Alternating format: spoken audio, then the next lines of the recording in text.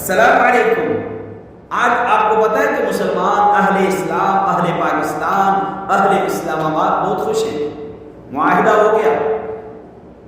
الحمدللہ، علماء مسجد کے محافظ جیت گئے الحمدللہ،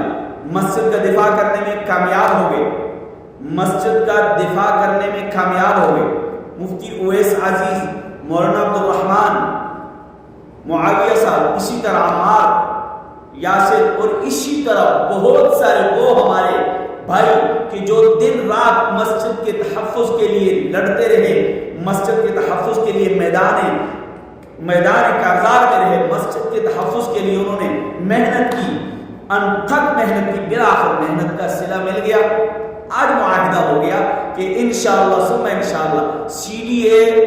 4 ماہ کے اندر مسجد کو اس سے بہتر بنا کے انشاءاللہ تعالی وہاں اس کے اندر نماز پڑھی جائے گی، اس کے اندر عبادت ہوگی، اس کے اندر اللہ کا ذکر ہوگا، اس کے اندر قرآن پڑھا جائے گا۔ جب یہ سب کچھ ہوگا تو پھر جن لوگوں نے مذہبی جماعتوں کے، جو لوگ پشتیبان ہیں، جو لوگ مذہبی جماعتوں کے پیچھے کھڑے ہوتے ہیں، جو لوگ مذہبی جماعتوں کو ووٹ دینے والے ہیں، جو لوگ مذہبی قائدین سے محبت کرنے والے ہیں، جب اس مسجد میں سجدہ ہو گیا، وہ مسجد بن گئی، تو سمجھو کہ یہ مذہبی جماعتیں یہ اسلام کی محافظ ہیں، یہ قرآن کی محافظ ہیں، یہ دین کی محافظ ہیں، یہ مدارس کی محافظ ہیں، یہ مساجد کی محافظ ہیں۔ اس لیے ایم بابو تنوری کہتا ہے کہ مذہبی دینی جماعتوں کا ساتھ۔ آپ نے دیکھا پھر اس شخص کو اس کا نام نہ لوں تو پھر یہ ویڈیو جو ہے نا بنانا فضول ہے۔ اسمبلی کے اندر ایک شخص نے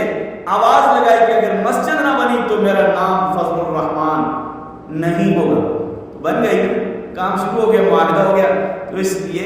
اس ویڈیو کو ضرور شیئر کیجئے، مذہبی جماعتوں کے پشتیبان بن جائیے، مذہبی جماعتوں کے ووٹر بن جائیے، مذہبی جماعتوں کے سپورٹر بن جائیے، تو آپ کو دنیا اور آخرت دونوں میں بڑا